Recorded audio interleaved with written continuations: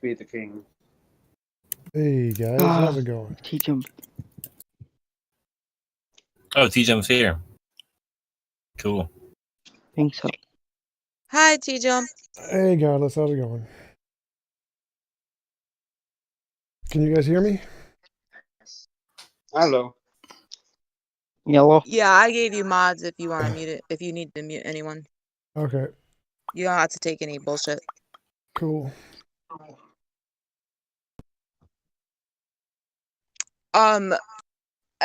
Mike, you might know him by Michael Klein. MK has been really interested in your epistemology. Okay. He doesn't want to talk to you tonight, but he's been talking a lot to me about you. Do you know who I'm talking about? Nope. Oh, I guess you had some conversation with him, mostly in text though.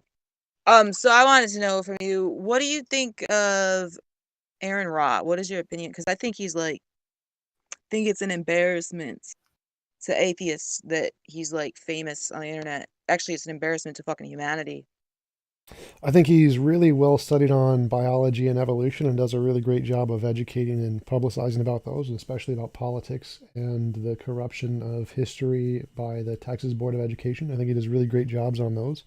I don't think he's really as read up on philosophy, but I think that he does really well on the other fields. Also, he's extremely entertaining debating too. science and evolution, but he doesn't. He fucking runs his mouth trying to engage in philosophical arguments when he doesn't know any philosophy. He's a moron. I don't think that's a problem. Like, I go up against people when I don't know shit either, but that's kind of how you learn. If you to start a new topic, the best way to do it is to jump in and do a debate against somebody and lose, and then when you lose, you can learn from your mistakes and improve. So I don't see it as a problem when you. Well, the problem is he doesn't learn. He's been doing it for years. No, he's been learning. Like, I know he's actually sent me questions about stuff I said, and like, well, what does this mean? How do you do this? So he's definitely trying to learn for sure. He's changed and improved in a lot of ways.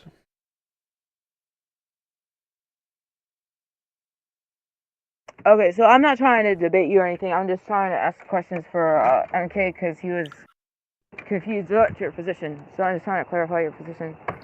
I think therefore I am thing. You said that's your starting. You cut out after that's your starting. What?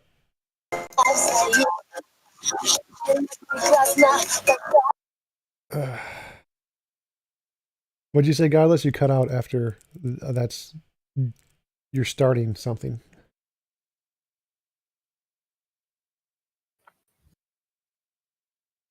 I can hear you. Yeah, Godless, we can hear you. Sorry, can you hear me now? Yeah, I can hear you. Did you say that it's an axiom? What? Did I say what's an think axiom? therefore I am. No, I said it's an experience. It's an internal experience. Okay. I don't know. I didn't hear you say that. I don't know what other people said. Did you say that thoughts and self is synonymous? Yes, thought and self is synonymous. Okay. And are you a coherentist or a foundationalist or what? Foundationalist, probably. Can you put a link to to your Discord in here somewhere so I can copy it and put it in my YouTube chat? Yeah, just a second. I gotta switch to push to talk.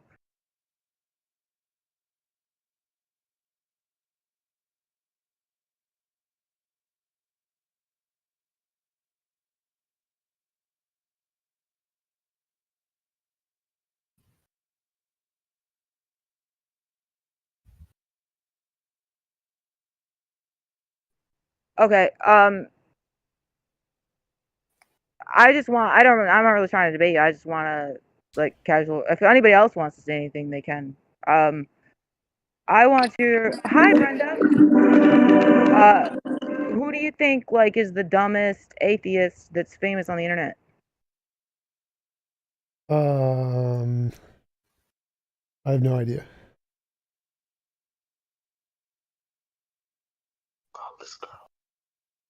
Yeah, I was tempted to say that. That was the first thing that came to my mind.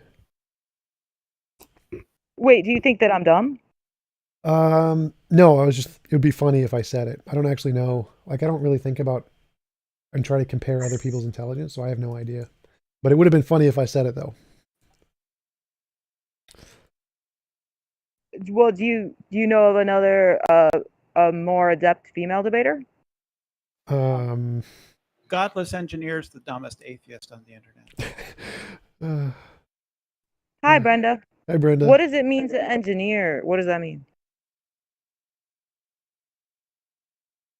Is that like Godless engineer, that's his name. That's what he goes by. Oh, I thought you said that I engineered the dumbest. Okay, yeah, I know Godless. No. That's his name. Godless engineer. That's his name, and I named him as the dumbest atheist on the internet. The raging atheist is pretty dumb, but he's humble about his stupidity. So he doesn't try to act arrogant. What I hate is when like the dumb atheists act arrogant. pineapple on pizza is a sin? Don't ever put pineapple on pizza. Somebody asked that in my chat. I'm the dumbest. Pineapple and Canadian bacon is perfectly acceptable on pizza. Sacrilegious. Oh, how's your? I intend to watch it. I haven't watched it yet. Your conversation with Canadian Catholic. How did that go? It went well. I mean, he didn't Jay Dyer, so he actually listened and engaged with the conversation for the most part, and he brought up coherent arguments. It made sense what he was saying, even though they are not sound. So, I mean, I think it went well. I enjoyed talking with him. He's not annoying. Who do you think the strongest Christian debaters are in the debate community? Depends on what you mean. Like, there's different categories of being good. Like, William Lane Craig is extremely good at communicating. He's very good at debate rhetoric, even though his arguments are just garbage. But there are certain theists who are extremely intelligent, like Richard Swinburne, Alvin Plantinga, who make very strong arguments that are hard to debunk because of their structure is very well founded. But even though they're really terrible at debate tactics because it's too philosophical. So I think those guys would be probably for the intellectual side. I think Pete Enns is probably the most honest theist debater. He has, I think, the most coherent, strongest theist position of anybody else, of any theist. Oh, I actually agree with you. Like Plantinga's arguments are the strongest, but he's not a good debater. Like William Lane Craig has the debate tactics. What's impressive about William Lane Craig though is that he's so adept in different areas, like philosophy, cosmology, and theology. So I noticed when he'll go like if he's going against a cosmologist, he'll use like philosophy against him, and if he's going against a philosopher, he'll use like empirical, scientific claims that the philosopher is not going to be familiar with. Yeah, that was. But no, I was asking. I didn't mean like famous philosophers. I meant in like a YouTube debate community. What Christians are the strongest? Randall Rouser. Well, I'd still consider him an academic. Randall Rouser's a PhD in philosophy. So, of the YouTubers, I don't know. Ray Comfort. Ray Comfort. Can't Is tell. he still around? Yep. He debated on Modern Day Debate a while ago.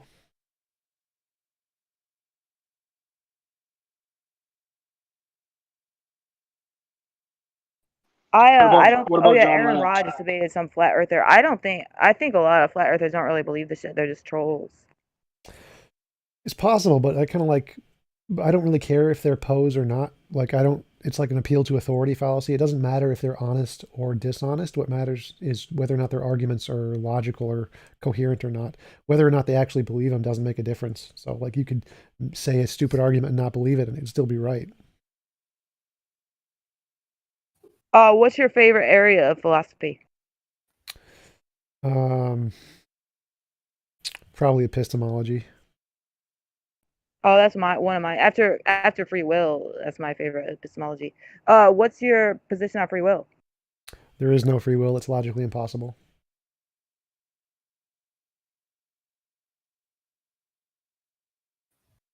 Yeah, I mean, well, you could like believe libertarian free will is logically impossible and still be a compatibilist, but I don't. I'm a free will skeptic. I don't think that free will exists in any sense. Yeah, I grant compatibilism because it's just redefining neurological determinism, so I'm fine with that. I just would say when I say free will, I always mean the libertarian kind. What's your position on socialism, I think socialism is more moral than capitalism, but I think it's less pragmatic. So it's less likely to succeed because it requires more people working in tandem and it takes less to cause massive corruption in socialism because it requires so much more cohesion in the group. And so I think it's a riskier system, even though it's more moral and tries to value people better than capitalism does. It's just less functional, less pragmatic. So I support more capitalism than socialism.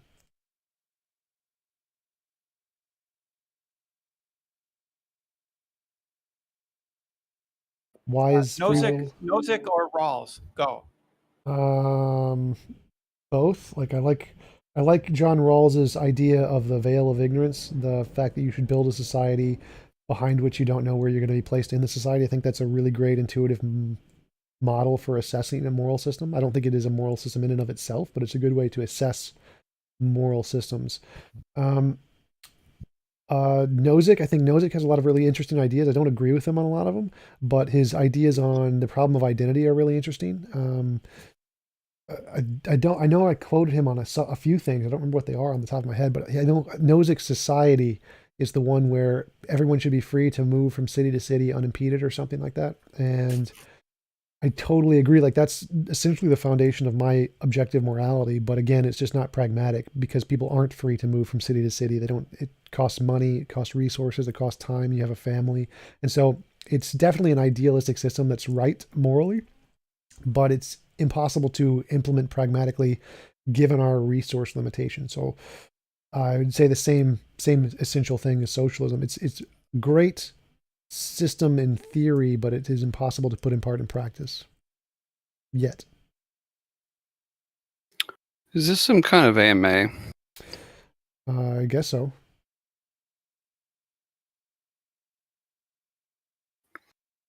Hey, TJump. Hey, how's it going? What does TJump mean? It's my name. It's like my first name is Tom and my last name is Jump. Really? Yes. Some name. Yeah, that is exactly what I felt in grade school when kids were like, "Hey, jump, jump. Why don't you jump, jump, jump?" Oh, I was thinking something else. I think I remember seeing something, different kinds of jumps and notations in programming language, particularly C++ here. I'm going to whip up the Microsoft Docs website to quickly find it here. So I'm just going to be doing that. Yeah, I don't do programming, so not my thing. I thought it was uncanny when I saw it. I was like, oh, is this where he got his name from? Huh. When is your book getting published?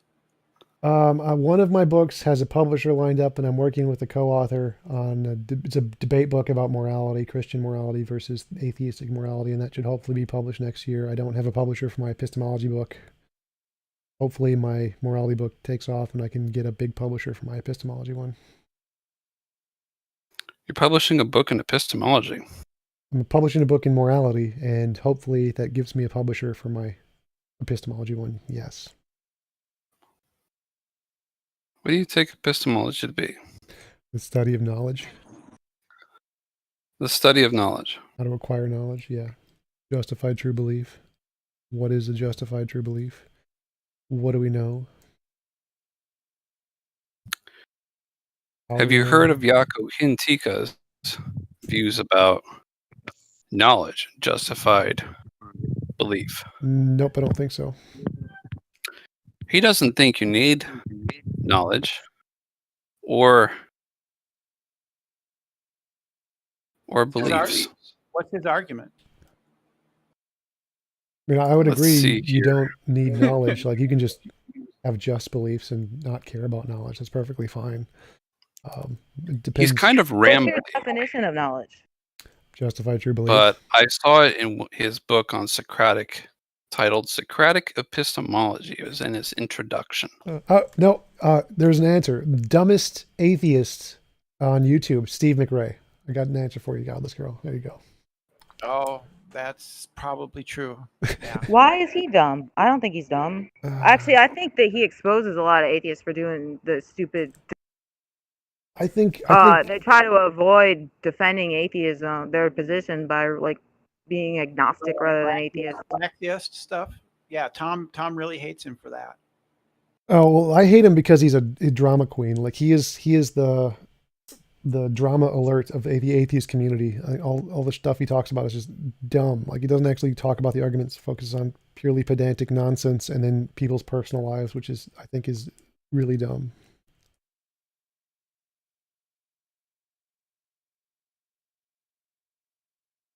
I have a question for you, Godless. Are you a materialist or physicalist? I think Godless is No, a I nihilist. think that there's too many problems with. I think there's too many problems with physicalism, but I don't really grasp the other positions enough to defend them, so I kind of just don't have a position. I have a question. Sure. Do you think that there's an objective reference to the meaning of language, or do you think that we just merely impose meaning to language? I don't know what any of that means. An objective reference to the meaning of language? Like, Have you ever met John? Like, John? I'm not sure how you feel about objectivity. Maybe it's something you don't feel is even necessary. like there's objective reality, and language describes reality. But is language... No, language isn't Yeah. objective. Language is an arbitrary thing we humans made up to describe reality. So who, like, when it comes to definitions, like, if there's not any kind of like objective reference, then all of our language, is it just merely socially constructed? I mean, where do we find our validity? Validity is a definitional thing. Validity is if the conclusion follows from the premises, which is also a definition that we made up. Definitions are completely arbitrary. It's a well-known thing in the philosophy of language known as the natural ambiguity of language. All Right. languages. So one of the biggest issues would be that our sensory perception is clearly limited, right? So Sure. the world comes into us filtered through that sensory perception. Yes. If you will. Yep. Yeah, so what kind of implications do you think follows from something like that? I have no idea what you mean. Like our sensory perceptions don't give us knowledge of everything? Well, I think the conclusions that some people come to is something like these notions of absolute truth are completely unattainable. We could never know what the world actually is like because clearly it's being filtered through our sensory perception. I mean, how do you feel about that? Yeah, we can't have absolute certainty, but we can come to knowledge about it. So knowledge doesn't require absolute certainty. Firefitter, no, I haven't heard of Matt Dillahunty's Just position. to clarify, how are you defining knowledge again? Justified true belief. So, in defining knowledge, you throw a word truth in there. Right. So what do you mean by truth? That it corresponds to reality, so the sentence accurately corresponds to reality. When it comes to epistemology, you subscribe to the correspondence theory. Partially yes, partially no, but that's irrelevant to my answer. Well, I mean, I'd like to know what you mean when you say partially yes, because clearly, based off what we just said, like I mean, a sentence, when I say a that. sentence corresponds to reality, I mean, if I say that is a tree, essentially, then if that sentence accurately describes reality, then the sentence corresponds to reality. That's separate from the correspondence theory of truth, which is a different basis of justification. Correspondence, when you say a sentence corresponds to reality, is just the sentence describes reality. So when you say you kind of and kind of not, that's irrelevant. So I'm not going to go into. What does that mean? Like you're a pragmatist and you're picking and choosing? I'm not like even. You like the correspondence theory a little bit, but you're going to throw most of it away. I mean, what does this mean? No, I just told you what my basis was. I'm not going to do anything. I mean, so you would not describe yourself as a pragmatist. I'm not going to describe myself as anything. I'm going to say exactly what I said. I believe in justified true belief is knowledge, and it's a truth is if a sentence describes reality. So I'm not going to subscribe to anything. Truth doesn't have to be objective. Yes, well, sort of. Not necessarily. You can have a subjective truth, like I like ice cream or something. But yes, truth about reality has to be objective. But based off what I mentioned, how could you possibly reach any kind of objective conclusion about language or anything? Truth is objective because it's ontological. It's about what exists. How we reach it epistemologically is a separate quality altogether. So whether or not we can have knowledge of ontology with absolute certainty is irrelevant. to whether or not it's true. So it's true regardless of whether or not we know it. Those are separate things. Can truth contradict itself? No. Okay, so I'm just a little confused how you work up an epistemology and say things are true, or even have confidence in saying things are true, when you kind of acknowledge that the world comes to us filtered through our sensory perception. Therefore, as a entailment of that, we could never know what the world is actually like. It's I called, thought that's something you accepted, but I couldn't really say. yeah, it's called fallibilism. You don't need absolute certainty for knowledge. So if you have justification, then that is sufficient to get knowledge. You don't need absolute But that certainty. seems just to be what Richard Rorty was saying in pragmatism, right? Richard was just saying, hey guys, we can't reach absolute truth, but pragmatism can tell you a whole lot about justification. No, so what truth is. pragmatism is a specific That's kind exactly of, what Rorty was saying, again, right? So stop. So again, there is epistemology of pragmatism, yes. That is not what fallibilism is. Fallibilism is the consensus of all philosophers, both theists All right, and so you just atheists. granted me that my description of pragmatism is correct. That is a feature of pragmatism. No, that's a feature of pragmatism. Something separate. Stop. That's a feature of pragmatism. It is not. I'm supporting fallibilism. Yes, fallibilism. it's a feature. I'm going to mute you. You got Okay, last my bad. warning. So you described a feature of pragmatism. I'm not a pragmatist. I don't give a shit what pragmatism says. I'm a fallibilist. So could that one principle be shared among both of them? Yes, that's totally fine. But I'm a fallibilist like the majority of philosophers, not a pragmatist. So don't know why you bring it up. Yeah, so to you, what does that mean? Why is that? Fallibilism is the important position to that you can have. classify yourself as that. Fallibilism is the position you can have knowledge without absolute certainty. Yeah, that's Richard Rorty's position. He was called a neo-pragmatist. No, that his position is more complicated, has lots more features than that. That's a single thing, a part of his ideology. It's also a part of many other people's ideology. It is a single feature of many different epistemologies. It isn't just all pragmatism. It's not like all fallibilism. It's not all I'll pragmatism. never make the claim that that's all of pragmatism. In fact, that's why I said he's considered neo-pragmatist. I don't care. Right? I don't care what he said. I'm not Well, you're him. wrong. I don't agree You're with him. describing what I'm saying I don't care. incorrectly. I don't care what you're saying. I don't care what he then said. What are you doing here, bud?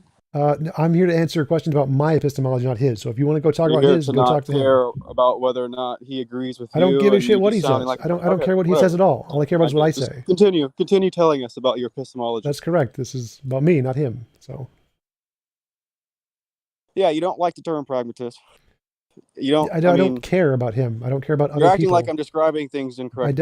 I don't care about him or his view. So Well, maybe one of the reasons Brett brought it up was maybe to get a better understanding of your epistemology, TJump, is to maybe compare it with the previous thinker's epistemology. no, that would actually be false. So that would be a straw man. So the reason you don't do that is because if you make a comparison to someone else's epistemology, it has lots of other entailments that yours don't. You end up bringing up criticisms that have nothing to do with your epistemology because you compare it to the other one. So the best way to get an idea of someone's epistemology is just to ask them questions about their epistemology and not ever make comparisons to someone else's unless they specifically. But in truth, many thinkers do respond to other thinkers. Yep, but especially that's to optional. So I'm saying I'm not going mentors to do that that. they had learned from. That's totally true. I'm saying, academic stop. advisors that I don't supervise give their a shit. theses and so on. That's an option. I'm not doing it. So no. Oh, okay. I was just pointing at that. Maybe that's yes, what Brett was we already trying know to that. So saying that doesn't help. So I'm saying don't compare me to other things. If you want to know about my epistemology, ask about mine. Do not compare me to other things because I'm tired of addressing. Okay, listen. strongmen. I'm just confused on how it is you think you've separated yourself from the pragmatist so successfully. Like most people, I don't give a just shit about the consider pragmatist. you I'm a not going to say pragmatist. anything Like, about for the example, pragmatist. how do you approach the is-ought? See, you think that's a that's legitimate logically question. See, sound? there's a legitimate question. Don't say anything about pragmatists. Just say, how do you approach the is-ought? Fair Well, question. pragmatists, in my I opinion, don't give a are the shit only about ones who pragmatists. don't think that's I don't a care. problem, right? I don't care. I don't care about anything. Anything you All say right, about so just pragmatists, continue my answer is trying going to to be convince no. me how Shut you're up. not a pragmatist. No. The answer is anytime you bring up pragmatism, I'm going to say shut the fuck up. The only option. Yeah, continue explaining to me how you're not a pragmatist for the third time. All right, you're muted. Bye-bye.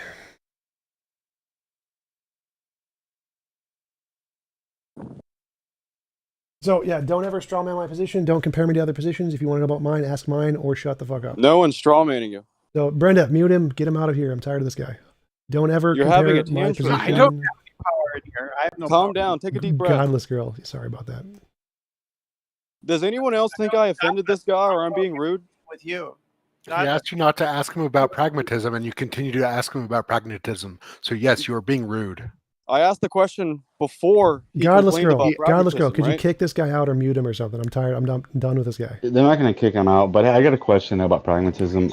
What keeps Don't people ask Oh from... me. no, he's gonna No, be. no, no, Don't. No, He'll mute no. you. Relax. No, but I just want to Relax. know, like, what? No, I have a good, interesting question. What keeps people from eventually engaging in like extremely immoral behavior if it's just like whatever works? Hello. What get keeps muted? people? Keeps people doesn't. Yeah, I mean, matter. eventually, if you're talking about pragmatism, it's like, well, if I, pragmatically, I can just, do these horrendous acts as long as the ends justify the means. Yeah, I'm not a pragmatist, so I don't. Well, Okay, I didn't know. I thought you were saying that you were sorry. yeah, which is exactly why I told the dumbass to stop asking this such a stupid fucking question. Like, don't ever strawman me with that dumb shit. I'm tired of bringing up strawmen. Don't ever compare my position to some other dumbass position. No. Because that's exactly what happens is I get strawmanned. Oh, I thought you said you were a pragmatist. Like, no, I never fucking said that. This dumbass brought up pragmatism. I never did. Holy shit, I hate people who do that so much. It's such a waste of time. If you want to know about my position, ask me about my position. Don't compare me to other bullshit. Okay, well, fair enough. I mean, are you an idealist, a materialist, physicalist? Don't ask me about any of that shit. Ask me a specific question, not about how I compare to other isms. No, are you an idealist? No, I'm a materialist in that sense. Wait, But, why I are you mean- why are you a materialist? Because there's only evidence of material stuff, so we can conclude inductively. But you can't But use it's a material. metaphysical thesis, right? It's there's going to be a problem of Nope, underdetermination. I'm a methodological materialist, so it's just about Yeah, we have but you evidence. can't of it. use a material world to prove the material world, right? No, you can use testable predictions though. I can say if I believe that there is material stuff, I can. That make testable makes no predictions. sense. But- No, you're not getting it. You're still using the hand that No, kills so that things, doesn't the work. trunk. So your ideology fails. Like no. No, it doesn't. Shut up and listen. There's- Shut up and listen. So Well, you don't know what you're talking I'm gonna about. mute you. Stop. So again, there's only like 2% of philosophers are idealists. No one gives a shit about idealism because it makes no testable predictions. Materialism does. We say we assume materialism is true. We make predictions. We get them right because we assume it's material and they happen to work. That's evidence of materialism. Is it proof? Nope. Doesn't need to be. It's inductive evidence. Sufficient. Wait. Why couldn't there be things that exist that just don't generate predictions? There can be, but we have no reason to believe they're anything but imaginary. Well, there could be indispensable, right? You can show. I mean, I don't know what you mean by evidence at that point. Then So you have to show something. If you claim something is real, you have to demonstrate it's not just imaginary, something you've made up in your head. If you're saying it All right, exists, look, dude, this is not your server. You can't mute me, all right, dude? I don't know. I don't even know. Godless, how do I mute? Right click on his name, then mute. Did it for you. I already did, TJ. Thank you. Oops. yeah, okay. So what were you saying, TJump? About what? What was the question? Well, I was talking about there are things that we can posit that don't generate predictions. Yeah, you're absolutely right. So we need some way to differentiate imagination from reality. So if you have a hypothesis, I believe that there are souls or that there's some kind of non-physical mind or whatever. The two possibilities essentially are either it's just something you've made up in your head and you're wrong, or it is true that there are these souls that exist in reality independent of your imagination. So we need some kind of methodology to differentiate which one of these is it. The way that we accept doing that in science is novel testable predictions. You can say, if there is a soul, I can call my dead Uncle Bob and have him tell me the location of his buried treasure. And if I can get it right, then that would be good evidence that there is a non-material soul. But without some kind of methodology to differentiate, that can differentiate imagination from reality, then we have no reason to believe that your hypothesis is anything but imaginary. And so idealism, which is why idealism is rejected by the vast majority of philosophers, because it doesn't make any testable predictions to differentiate itself from just being imaginary, something that people made up, like unicorns or leprechauns. You're going to have to clarify what you mean by imaginary, because do you mean imaginary is just whatever's mental? Yes, essentially. Well, my beliefs are mental, but they're not imaginary. Yeah, I'm saying all conceptual things are imaginary. So beliefs, logic, math, ideas, language, everything that is in your head but doesn't exist independently of your head in reality. Okay, Danny, you guys hijacked my conversation. I was actually talking to him, and you guys, I just want to ask him a few questions about. He said that like the vast amount of philosophers are not idealists. Actually, idealism is gaining a resurgence right now. I can name a number of philosophers who are very respectable, who are actually bringing I'm sorry, idealism back. You mean I can post their Wikipedia sites if you want. So So can I, but that isn't evident. So the majority. I do grant you, especially after I do grant you with the Bertrand Russell and analytical philosophy and Wittgenstein, there was a huge there was a war against metaphysics and idealism, but that's not the same. It's not like that anymore. Even analytical philosophy is starting to. Phil Survey's paper results: external world idealism, skepticism, or non-skepticism. Accept or lean towards non-skeptical realism, 81%. Accept or lean towards idealism, 4%. The consensus doesn't matter. Only one has to be correct, right? So let me give you like an example of one. Bernardo Kastrup, right now he's a very credible philosopher. I've had him on my show. I've talked with him before. I know that there are idealists, and I know their arguments. So what do you think about Bernardo? That I think his arguments are nonsense and wrong. They're composite. Composite and... So TJump, bro, quick question, TJump, I have for you. Really composition quick, and division fallacy. That's it. What's your question? TJump, quick question there, TJump. So the Da Vinci created and he drew out, because he had an idea of what it would be like for a satellite. I'm not sure if he explained it as the word satellite, but he did draw things in a satellite looking down on Earth. This man had this idea in his brain as an imagination, and he put it on paper. As he put it on paper and people saw it, they're like, oh, well, this is a great imagination for you to have. But then at the same time, later on, he actually was trying to explain his imagination and in his brain on what a landscape would look like looking down from a bird's eye view. Now, this man was so ahead of his time. What's the question? So the question here is, he did have an imagination. He didn't physically show you. He couldn't physically show you what a satellite can do, but he drew these pictures way ahead of his time, showing the world that looking down in a bird's eye view of the planet, it would look like this. Yeah, it's called a map. Those existed before Da Vinci. That was just a waste of 5 minutes. Another question. You had your chance. I asked TJump a question, and that didn't lead to the question. Well, I was talking to him first, and you guys interrupted my conversation with him, right? I was talking to him first. Drawing a picture is not a novel prediction. All right. So another. What about like people like Stephen Hawkins, who they're not even physicalists? They would be what you would call mind-dependent realists, right? No, I think Stephen Hawkins is a physicalist. What's that? I'm pretty sure Stephen Hawkins was a physicalist. No, he's a mind-dependent realist. I doubt it. But maybe. What are you talking about? So what's your question? I have his book, The Grand Design, and they you can just look it up. I can post it right now. They are mind-dependent realists. That means that they don't believe that the world exists the way that we see the world, and that basically we just formulate these laws based on our senses, and it could be completely different than what we think it is, right? Or it may not even exist. It could still be, because I mean the way that I understand the Grand Design, it seems like he's making arguments at least for, if maybe not idealism, at least for transcendental idealism. No, he's transcendental idealism. No, he's not. He's a mind-dependent realist. I'll post it 1 second. Mind-dependent realism means that your mind exists. Like you're talking about consciousness collapse. That's all physicalism. That's all materialism. In quantum mechanics, that's all physical stuff. Like quantum information is a kind of physical information. He's still a materialist. No. When I'm having a hard time understanding, so you want to distinguish what imaginary and what? Reality? So like I imagine unicorns, but they don't exist in reality, independent of my imagination. So, right. So if that's a true dichotomy, then whatever is not in reality is just not real, right? Yes. Okay, but you said that so the imaginary is mental. So right? Listen to it again. So either it's something, an idea in your head, or it exists in reality independent of your head. That's the dichotomy. In your head. What about beliefs? That's in your head. So those are not real? My beliefs are not real? Listen again. Either there are things in your head or there are things independent of your head.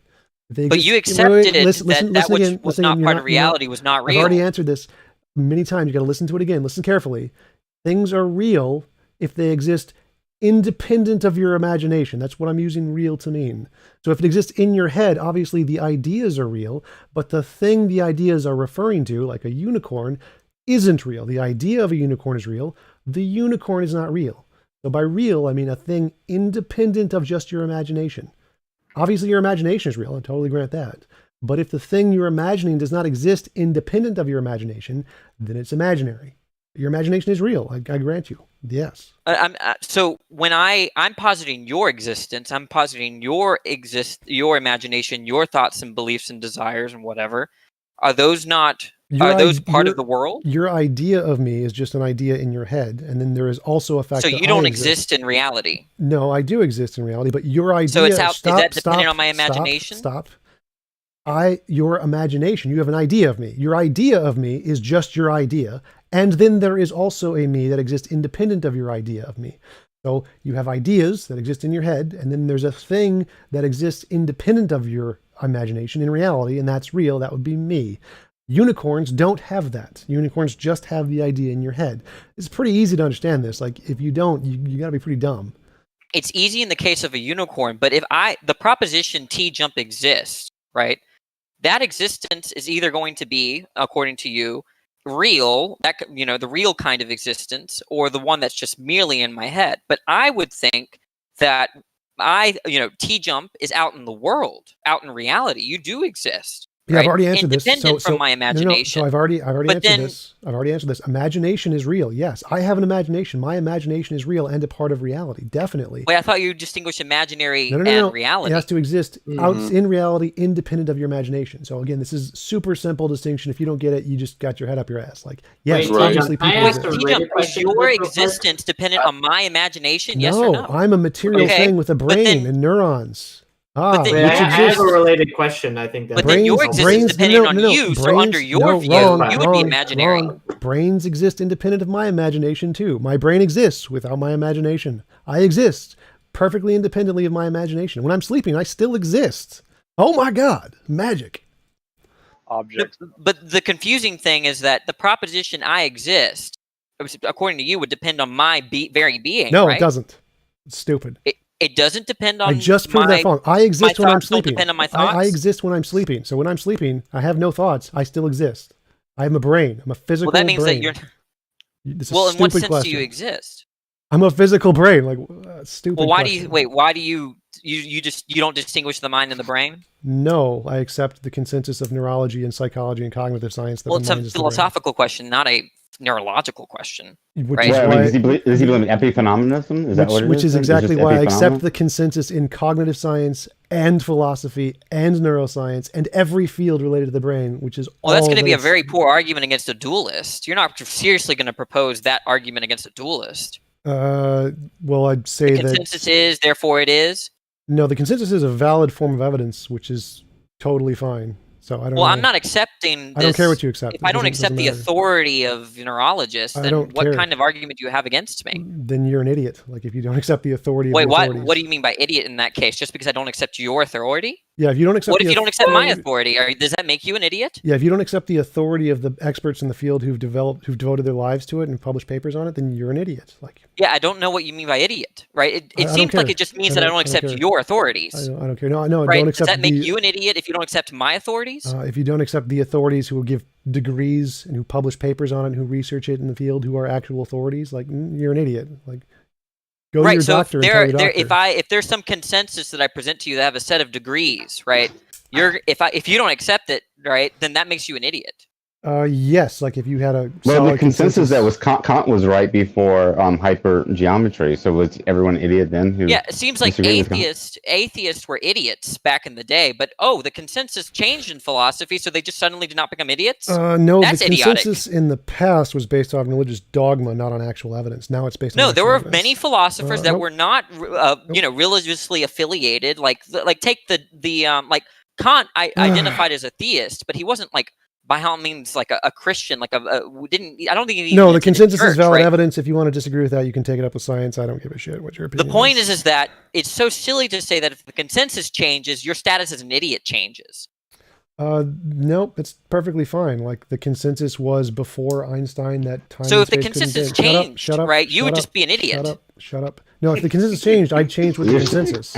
You're so dogmatic, man. Gee, you have to So, give him so a chance to the respond. consensus of physics was that time and space couldn't bend. They weren't physical objects. Then Einstein published a paper and made testable predictions, and the So consensus Einstein was an changed. idiot Shut when up, the shut up, consensus physicist. Shut up. Shut up.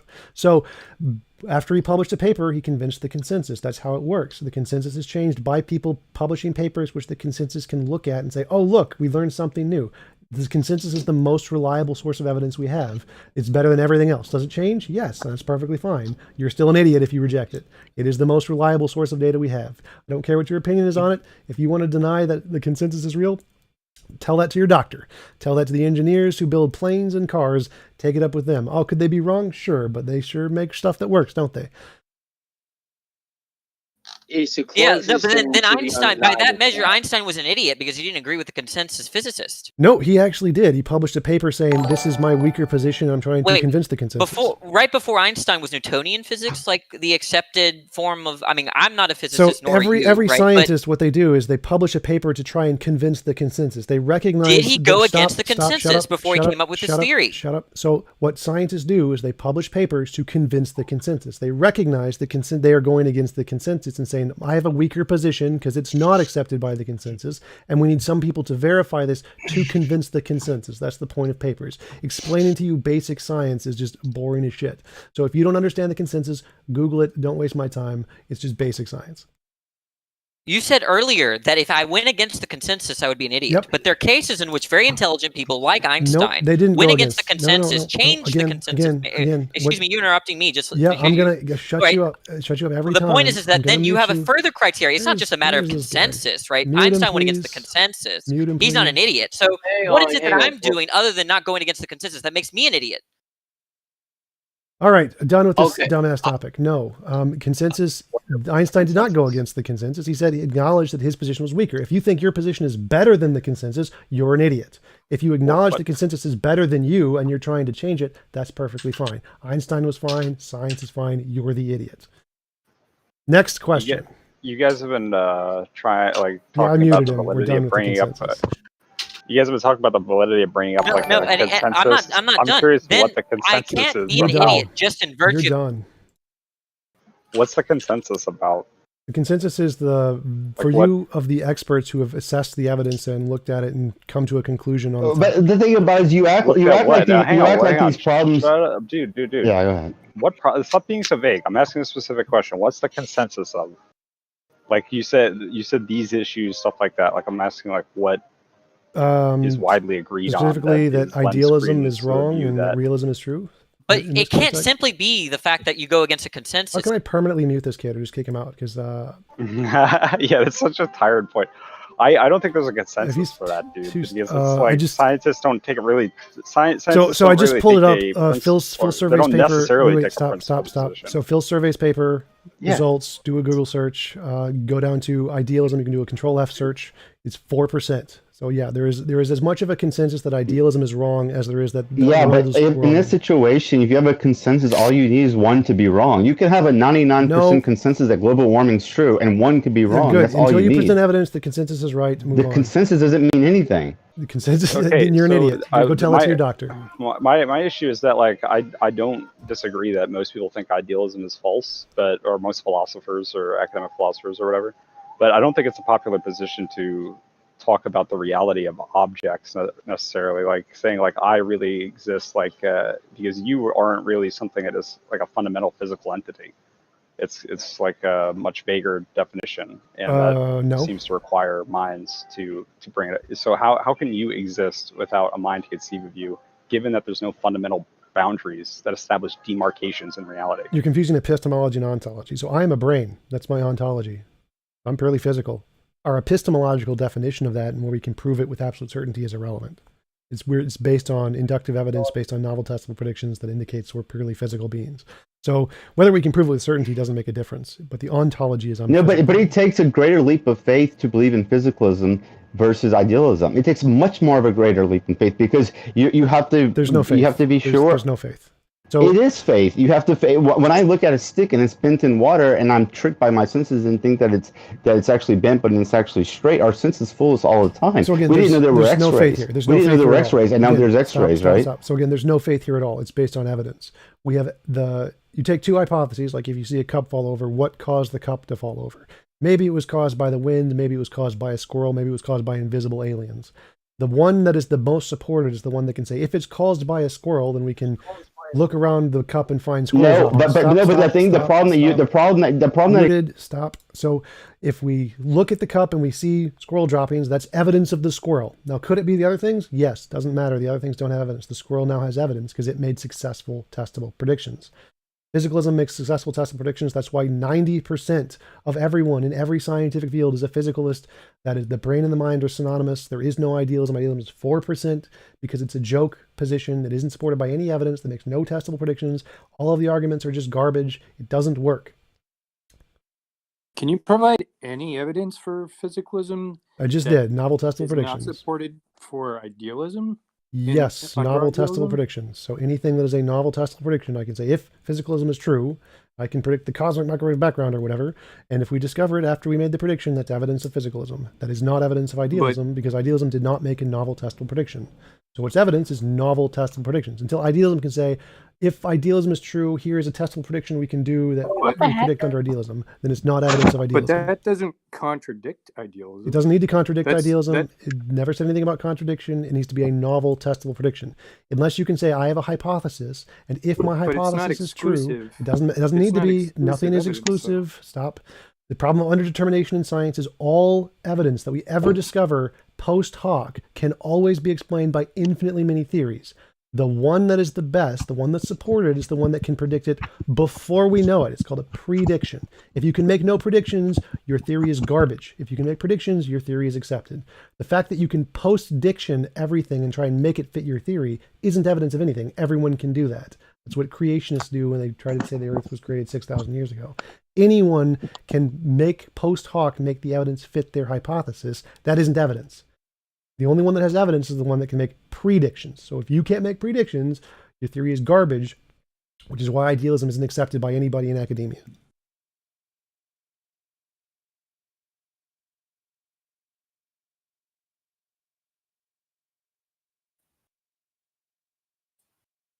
Any other questions?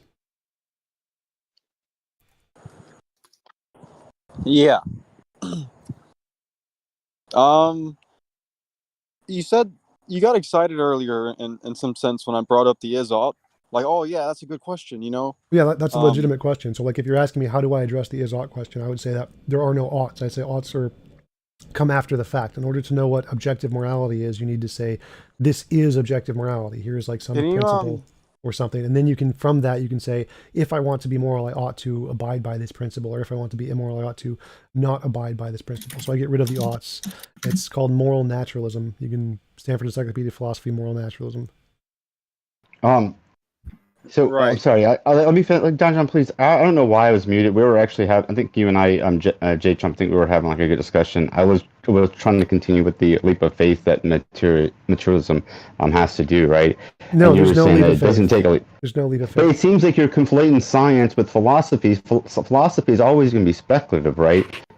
It has to be. That's just the nature of philosophy. So science is never certain. It's always inductive. It's never gives proof of anything. It's always a probabilistic thing. It's never certain. I don't know what you're even talking about. What's not? Oh no, if you're talking about science. Oh, well, if you're talking about, I mean, look, I'm just simply saying that if you're going to say, well, if you're like, just for example, causality, right? That presupposes that causality exists in the so-called phenomenal world or the real world or whatever. I mean, there's good reason to believe that there's good reason to believe that there's a causal law in the way that our brain operates. Stop. So there's no law of cause and effect. That isn't a thing. Hume showed that you can doubt all cause and effect and still get everything in reality too. There is no such thing as a law of cause and effect. So that's not something. Yeah, but Kant and Schopenhauer showed that the causality was a function of the brain and not a function of the phenomenal world, right? No, that's dumb. It's not. You don't think you don't think that's true? I can show you Mainlander's critique of Schopenhauer on that. I don't Schopenhauer, care. Go publish a paper on it. If you could like provide. Did you just say that? Did you just say that cause and effect is not a law? So wouldn't it be a function? No. The brain has a causal our brain is developed to perceive the world as operating causally, right? I'd agree with that. Yeah.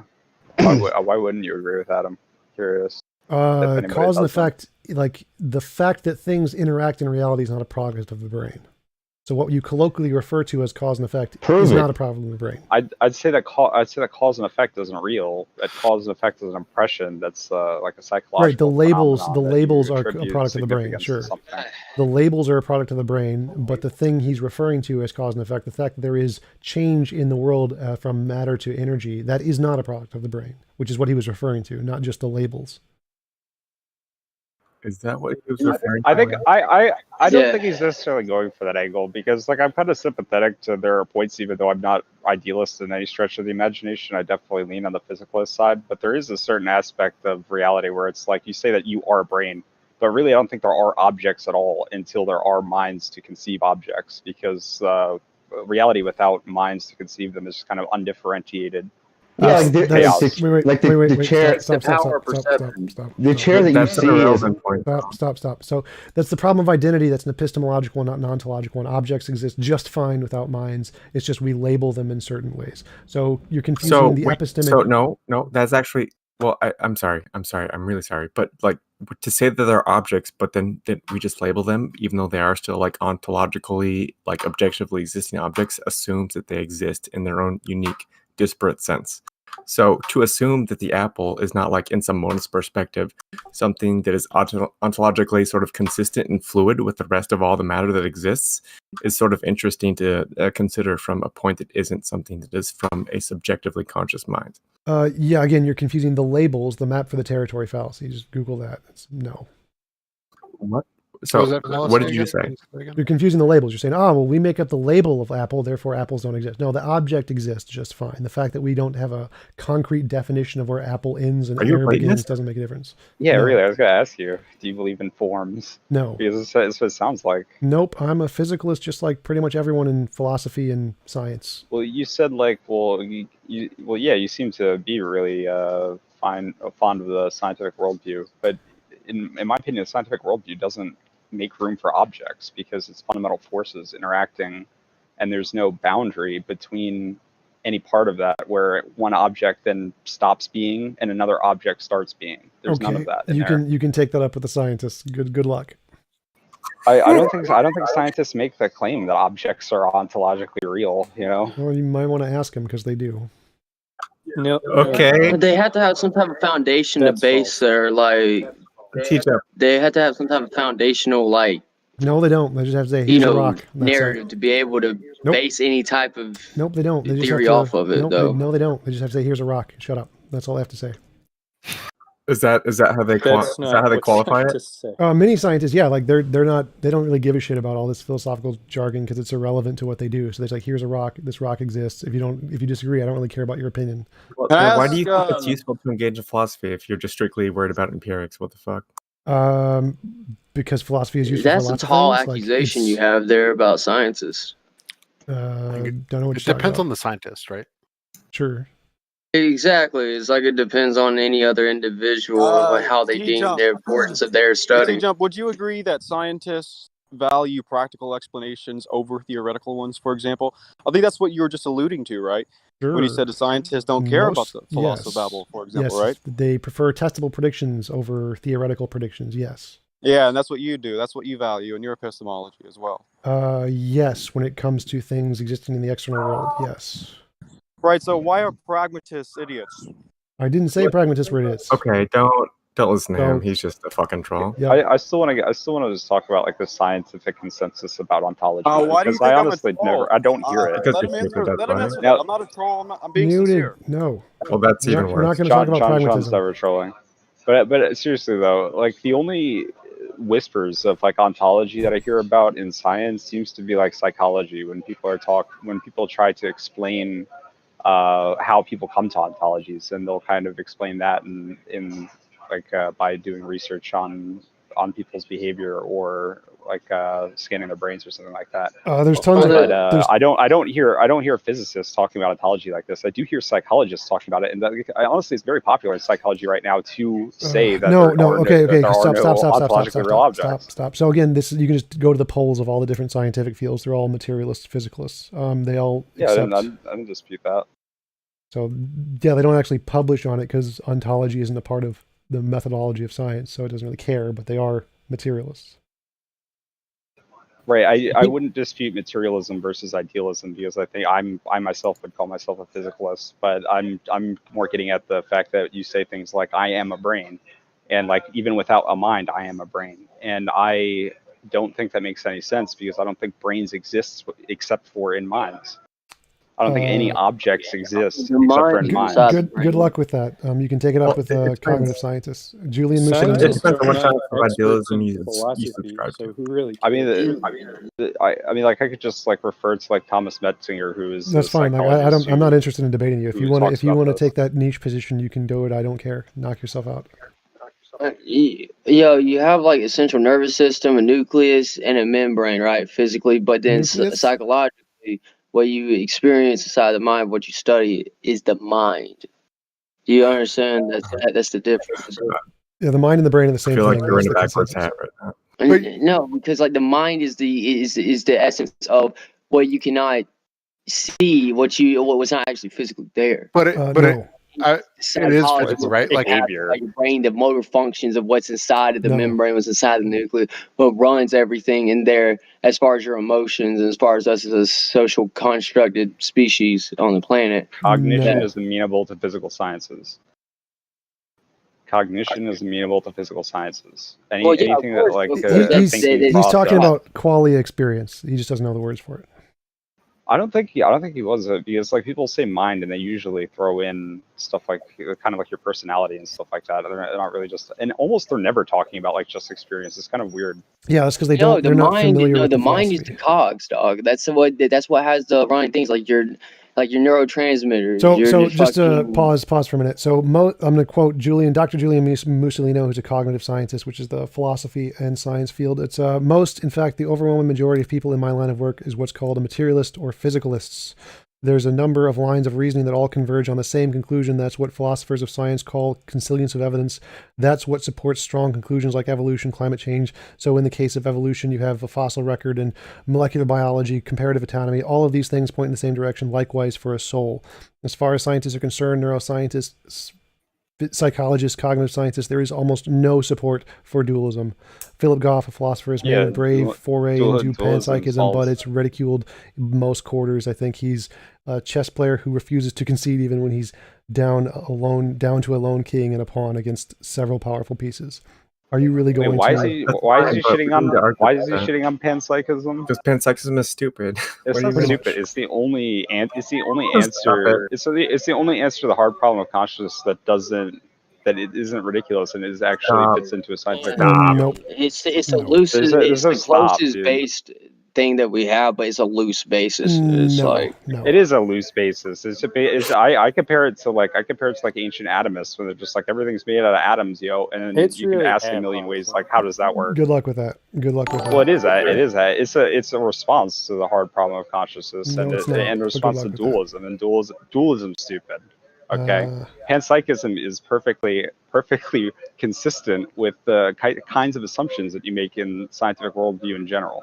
But it's just a loose basis. It's like a rickety bridge. Like at any moment, that could be just completely debunked and replaced with something completely different because it's so loosely based. Though that's why nobody kind of tends to want to look at it as something serious or not until it has more. I don't think it'll ever be debunked because I think it's just generally true. I think it's kind of like saying like atomism will be debunked, and yeah, atomism was debunked, but it's a little bit more complicated than that. There's like a deeper level, whatever. But still, the general idea I think is always going to remain true. Couldn't you say that the mind is an emergent property of matter that requires specific structures in order to exist? I wouldn't say that because the qualities of experience seem to be fundamental, and they don't seem to be related to a combination of things. How can you show that a rock has an experience other than erosion? Well, I mean, I could lay out like kind of like a path to achieve that, but it would be involved. It might be impossible, but like a path to Would it achieve be that. like an Yeah, you can only evolutionary get path? to behaviors. Would it not just always have existed? Because if it has not existed before, then how does it actually not have any friction with what you said before? What's that? How would you not have a clear path to how mind exists right now with your current understanding if you're just trying to lay out the roadmap for how mind will exist in the future? How does that even make sense? No, I said I'm not so I could lay out a way that it would be plausible that we could explain what a rock is conscious of, but I'm not sure that it's actually possible to achieve that. As far as we know, anything that doesn't have a sentience doesn't have any type of function of like, you know, ability.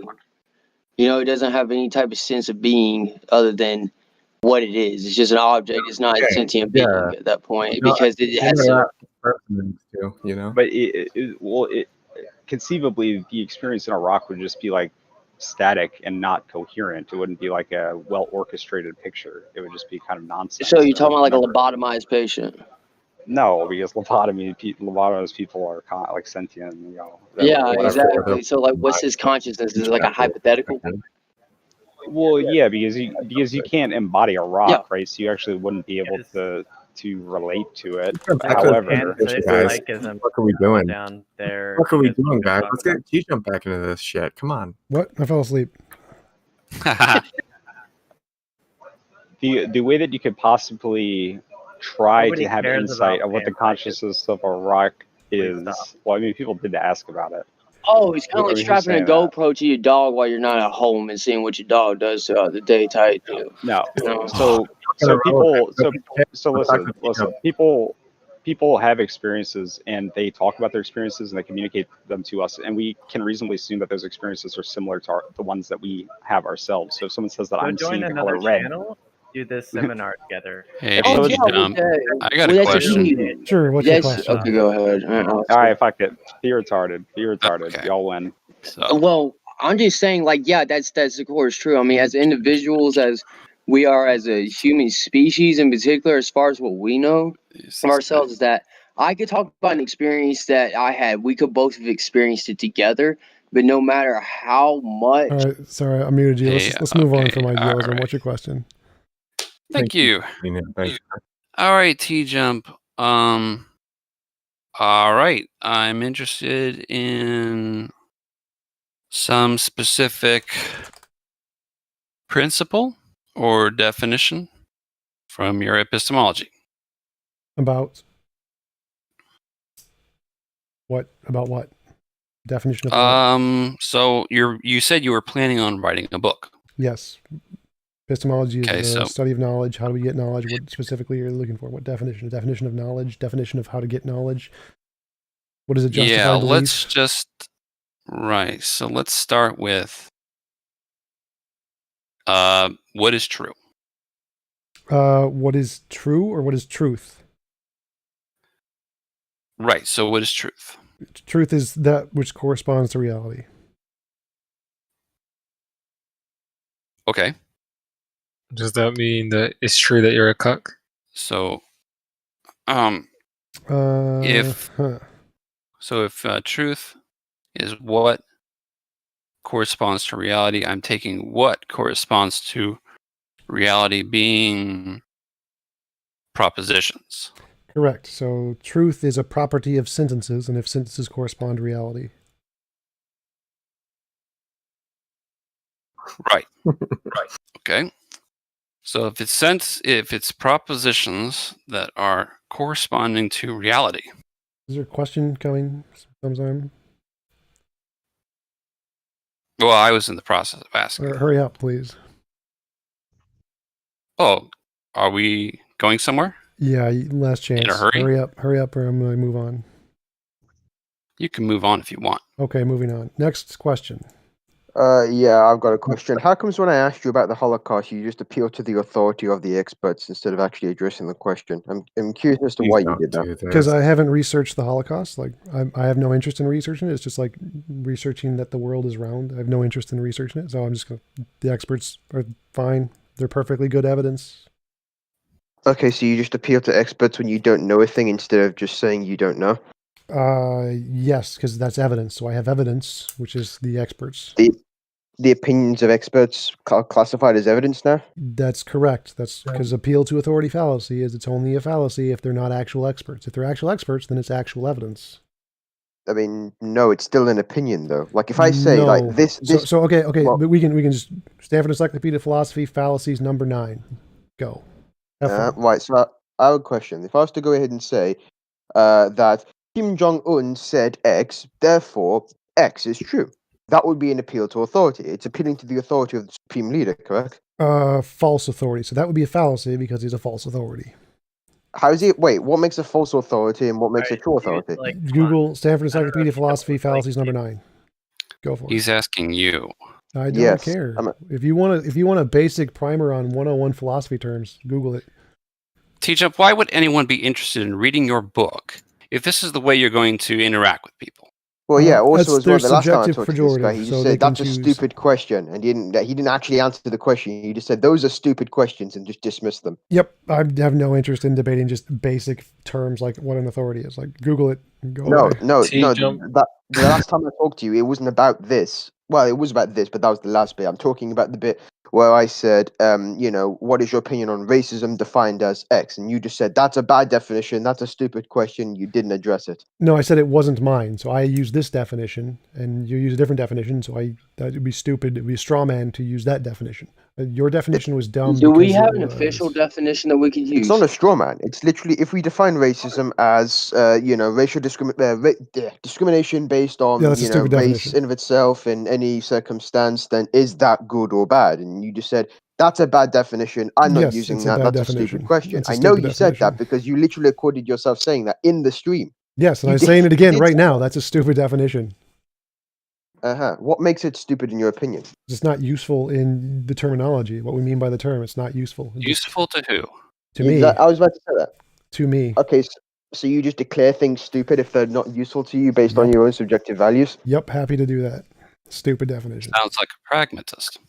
All right, I just posted the official definition of racism. Since it doesn't work for you, there's multiple definitions there. He just Googled the Dictionary. definition. It's perfectly fine. God damn it. Prejudice. I could get one from Oxford's too if you mess over so need it. Okay. Yeah, Anybody else got any questions? I have a question. Yeah, I have a question. Yeah, I had a question. What does it mean to didn't want to hear it?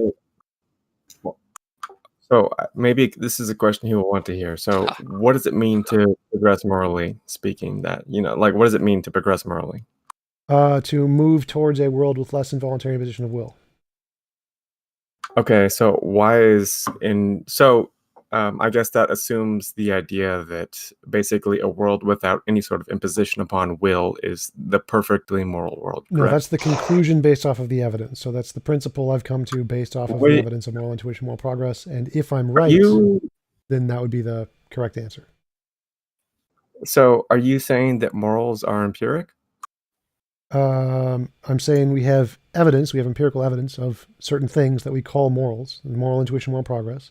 There are several different explanations of what those are. Mine is that it's objective, and then I use those two principles, try to describe the commonalities between them, and I create a principle, and then based off that principle, I make predictions, and if those predictions are correct, then that would be good evidence of my hypothesis being true.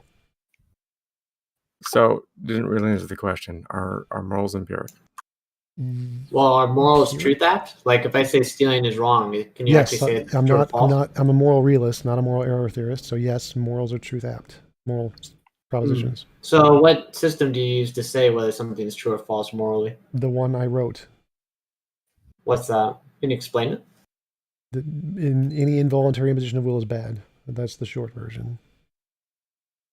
You can. So wait, how do you come to this conclusion? How do you ground your moral philosophy? What do you use postulates or? I look at moral intuition and moral progress. I say these are the evidence we have of morality, and I say, well, what explains these? I think it can be explained by an objective feature, like in a higher order emergent property, like fitness. Like fitness is an objective property in the world. It's how certain creatures can survive in certain environments, and that's mind independent. And there's a similar kind of higher order emergent property, which is what I call morality. And that instead of describing Western moral progress, what is this Western moral progress or Moral progress is the Whoa. phenomenon that we see that we're explaining. It's not the proof of morality. It's the phenomenon. So, and it would apply to all civilizations, not just Western moral progress. Well, If you want to look at Western world progress, I mean, that's a good idea of how morals construct can be built over a sense of time and over a sense of knowledge being gained over us as a humanitarian prospect. You know, you look at it, you go from Portugal, Spain, and England and Italy. All trying to come over to the New World, right? We're talking about rape, pillaging. We're talking about taking over from indigenous species. We're talking about all this to the point to where Central America and South America has wiped out most of their culture and has been replaced with a mixed culture of both, right? But what have we learned from it? Next question. How do you classify moral progress and moral regress? I just steal the definition from moral realism and philosophy and just describe that. From what philosophy? Like what philosophy then? Like what book? Like do you have the definition with you? No. Just Google moral progress, Stanford Encyclopedia of Philosophy. What does the T stand for in TJump? It's my name. Trash. But see, like you keep like telling people to Google things and Yes. things are stupid. Yes, because just the definition of moral progress is not in any way contingent on my model, so you can just Google it. It's the same as if you want a dictionary definition, just use the dictionary definition. When I Google it, I get like millions of definitions. Which one's the right one to use? Any of them are perfectly fine. Go for it.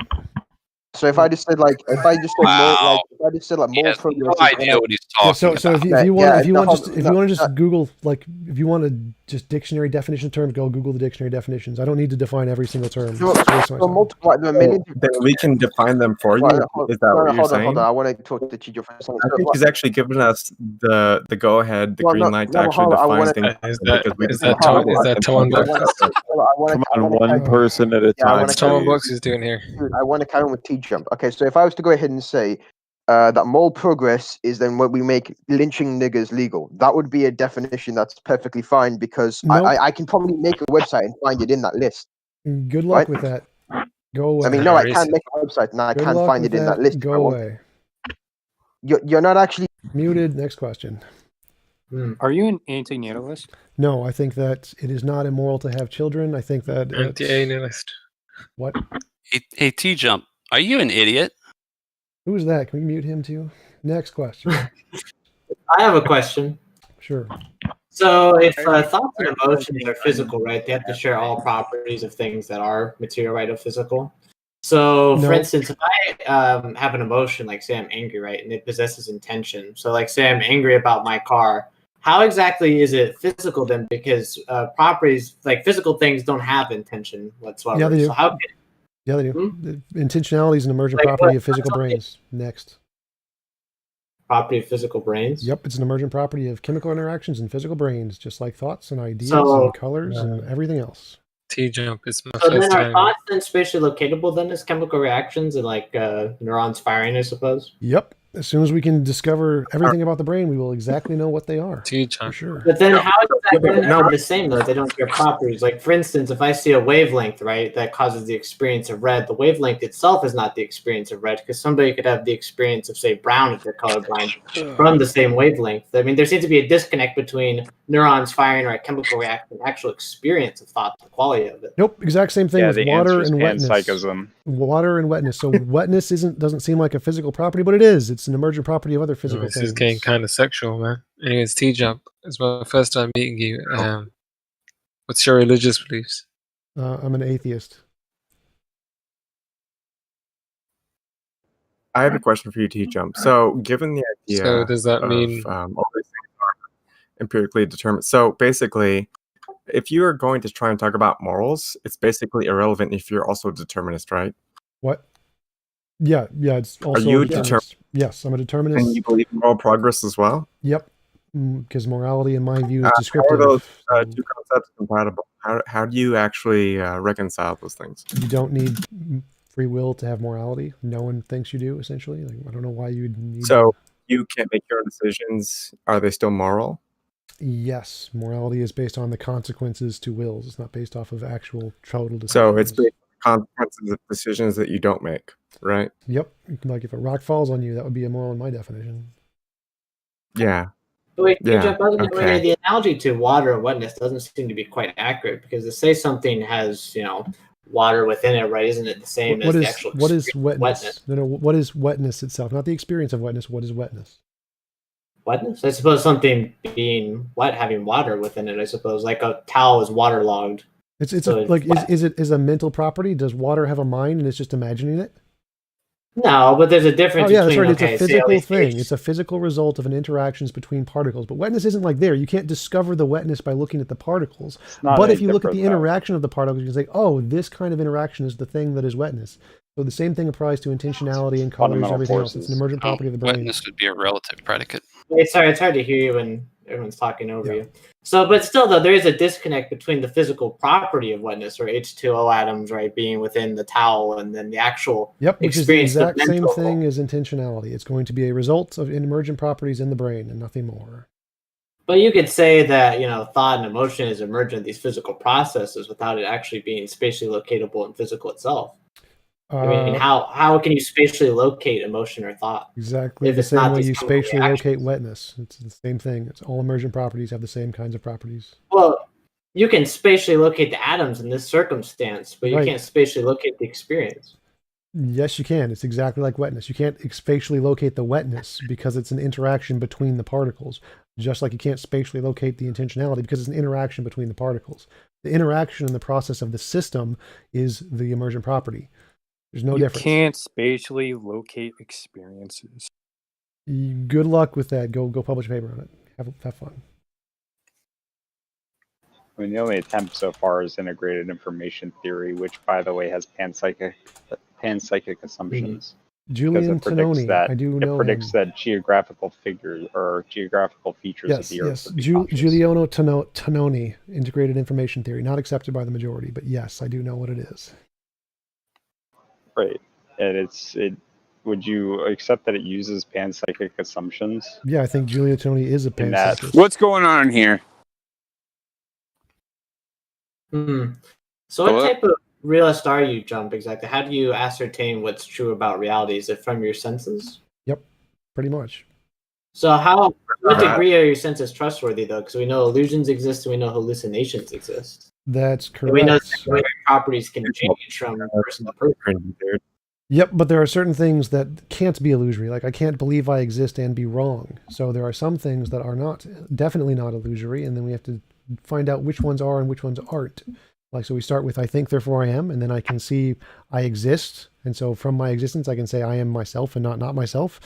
And so now I get the laws of logic, and I can use the laws of logic to describe my experience and say, I see a camera, but I can imagine a unicorn there, but it's not. So there's some difference between my imagination and my experience. We need some method to differentiate. And the method we use is science, novel testable predictions for lots of sciencey reasons. And based on that, we can differentiate the imaginary things from the real things with a high level of certainty, and that's how we get science. Mm-hmm. But do you acknowledge, though, that secondary qualities of objects, say their taste or their color, for instance, or the things you acquire with your senses, can be subjective to person? Like, for instance, what's the objective color? Yes. What you see as red, I could see as green, and we wouldn't know the difference, but that's probably not the case. Right. So if we remove all these things that then are subjective, right, such as our sensory experiences, then what objectively is still there? You can't. Those sensory experiences only exist in brains. They're a part of brains. To get rid of them, you have to get rid of the brains. Right. So, for instance, if I have a tree, right, but I'm not allowed, I take away everything that's subjective, right, like the color of the tree, the feel of the tree. Yeah, that's literally your brain state. So that's literally the chemicals in your brain you're taking away. Well, are they though? I mean, they're not the same as chemical properties. Nope, they are literally the same as the chemical properties. That is what they are. They are emergent properties of the chemical properties. Exactly the same as wetness, which I've answered like 10 times. We're done with this topic. Move on. No. I want to ask though, what is the tree there if you remove all the secondary properties? It doesn't exist. The tree is independent of your sense experience of the tree. Stupid question. How do you prove it's there without your sense experience? Empirical evidence, science. That's what it does. It's like a circle going back and forth. So yeah, we're done on this topic. Next question. Okay. Yeah, we should all work off the assumption that we do exist. Vulture. It seems okay. Except Darth Dawkins, he does not exist. He is a pea zombie. So, if propositions correspond to reality, then what is the nature of this correspondence? If I see a sentence like "it is raining outside,"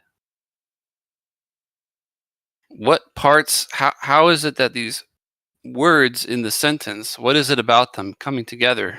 The words are just a representation of an idea in your head. So it's the idea in your head that corresponds to reality, and the words just represent the idea in your head. Right. What do you mean? So it's a Inductive representation of something, maybe a word in our head or something in the world.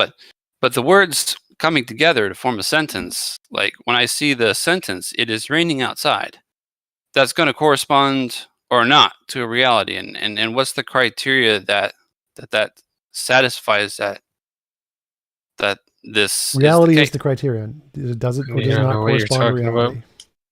It's a roundabout, yeah. So reality is the criteria for Yeah. this correspondence. Yeah, it's like So do we comparing have it. an idea already about reality?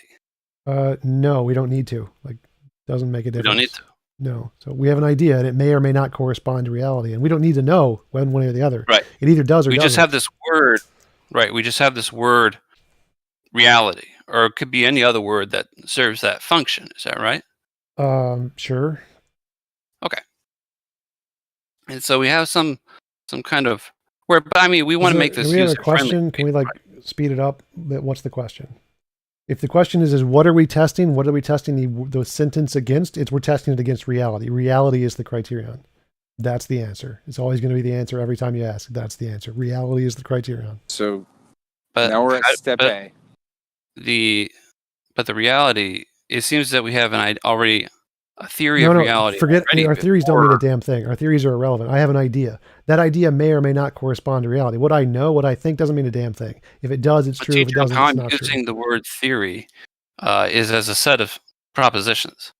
Yeah, the propositions are, again, just something in our head. Our head doesn't matter. Our propositions don't matter. Our logic doesn't matter. It's all just stuff in our head. The criterion is reality itself. It's the criterion. The propositions are garbage. They're just But language. if we're going to express the explanation or express a hypothesis or express anything that's going to be scientific, we're going to have to use mathematics to do so, right? Yes, our epistemic description of it, but not its ontological truth. That's two separate things. Now, in mathematics, it's already implied, or it's already implicit that there is a logical expression for each mathematical statement.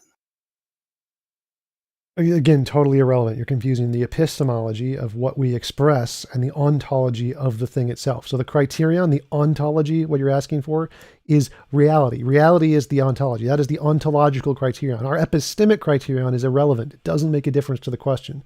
The question is do our ideas correspond to reality? Whether or not we can know doesn't make a damn bit of difference. Whether or not we know they correspond to reality doesn't matter at all. I think it might be more understood to, basically they're talking about basically the method by obtaining our knowledge Yes, about that's basically what is true epistemology. about reality. Correct. That's epistemology. Epistemology does not matter. The criterion of how we determine, like what makes something, an idea correspond to reality, that's ontology. Our epistemology is irrelevant. Whether or not we know it corresponds to reality doesn't make a difference to the ontology. The criterion. So it's a matter of ontology that a proposition corresponds to reality. What?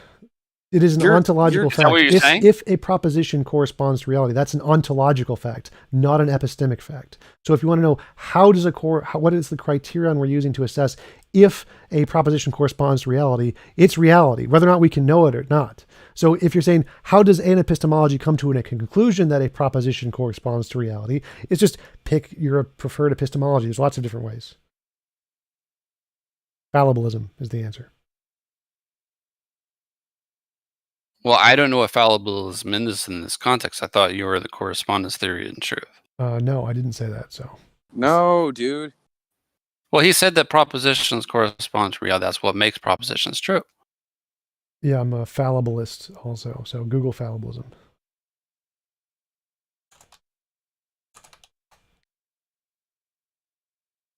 Well, I mean, it's not going to make a difference whether you were mistaken or not as to the question as to the truth of the proposition. I mean, if the proposition was true, then it corresponded to reality. And I would say that's the vice ontology versa, part. right? Yeah, that's the ontology part. Okay.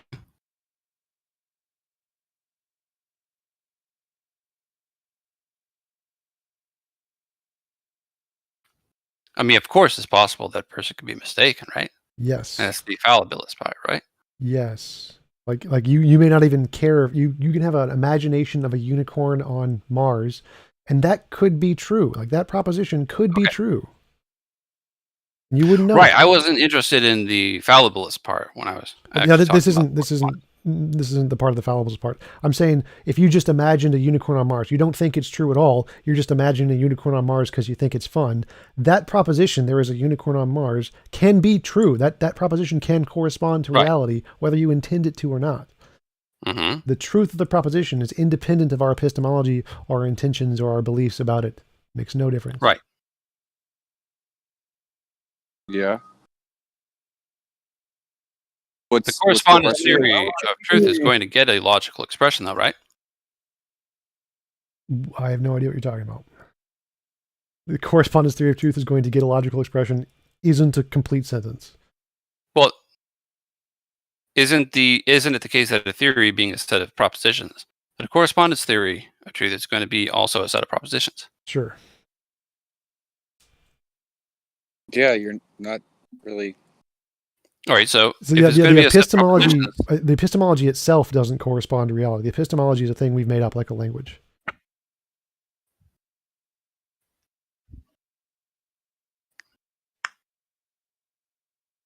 Well, I mean, I agree that I think phonetic script languages are definitely made up. All languages are made up. And logical languages, though, I take to be, discovered. No, logical languages are invented. Like I said, I exist, I think, therefore I am, and then I make up language to describe that. Stanford Encyclopedia of Philosophy, classical logic, very first sentence, logic is a formal language consisting of semantics and something, something, something. Yeah, it's a formal language. Yep, made up by humans. Well, the notations are. Yes, so logic is a language that describes reality, like English. Languages have three essential types of sentences. One is one that corresponds to reality, one is one that does not correspond to reality, and one that is self-contradictory. So for example, in English, I can see that is a tree. That sentence corresponds to reality. Or I could say that is a Klingon. That sentence does not correspond to reality. And I can say that is a married bachelor. That sentence is self-contradictory. Math and logic both have the exact same things. A sentence that corresponds to reality would be like 1 + 1 = 2 or A = A. A sentence that does not correspond to reality would be like 1 plus, or what is F = MA times 47. That would be a good example of a mathematical sentence that does not correspond to reality. And something that's self-contradictory would be like 1 + 1 = 7, or A does not equal A, or something. So all languages, math, logic, English, all have those three kinds of sentences: those that correspond, those that do not correspond, and those that are self-contradictory. They're all languages made up by humans.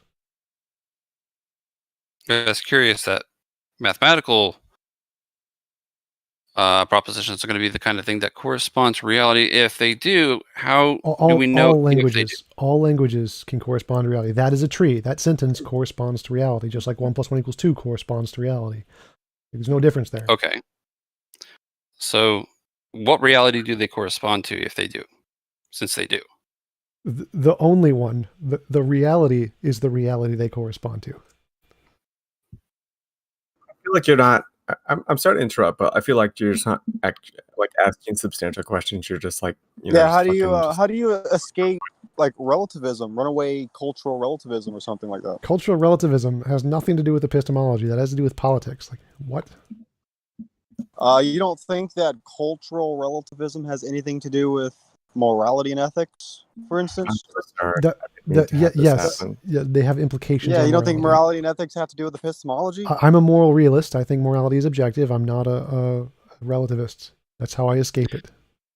So if terms and mathematical propositions refer, which I take it that they do. I was kind of asking, like, what would be your objection to it? I mean, you just stated that. Well, I think it's you're wrong. Just something else. I think I think morality is objective. I think it's not relative or subjective.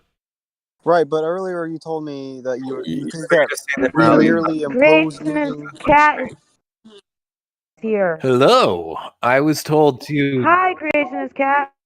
Hey there. Guys, I don't have a great deal of time. I didn't just found out about this, and somebody told me to jump in and debate TJump. I don't know what I'd be debating. Yeah, it would be awesome if you guys could have even a short conversation. He's a famous atheist YouTuber. Yeah, Do you know who he is? I've seen some of his modern day debates.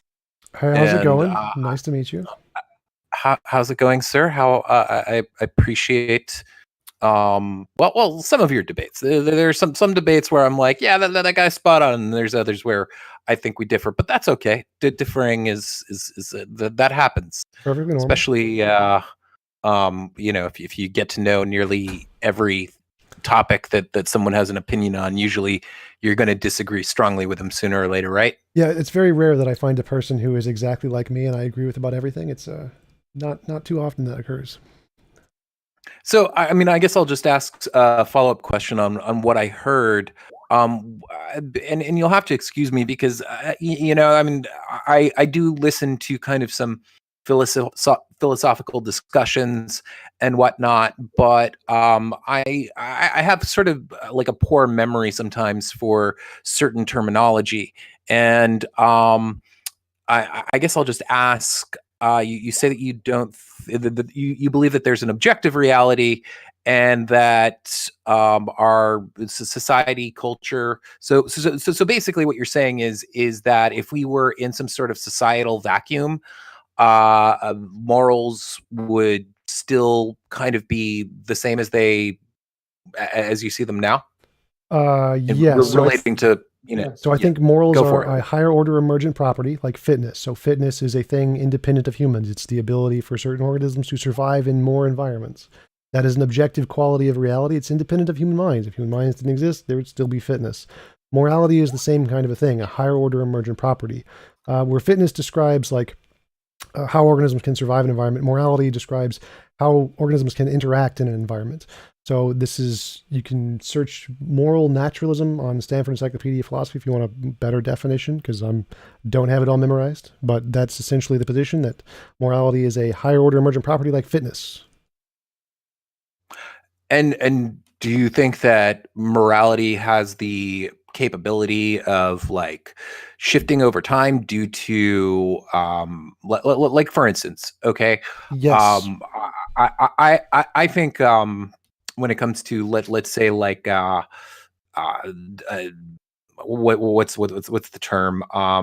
Not pedophilia, but I guess situations in which adults are having some sort of relations with minors, meaning somewhere between like 14 to 18. I think that that's somewhat morally objectionable. However, hundreds of years ago, or maybe even thousands of years ago, in which the life expectancy was far shorter for human beings, I could understand how maybe some people who reached their 20s would have, would reproduce with people people of childbearing age. Right, when the life expectancy was like 25. Yes, there's definitely moral progress. So yes, societies do have moral change over time, and just like science has change over time, but that doesn't mean the scientific world we're describing isn't objective.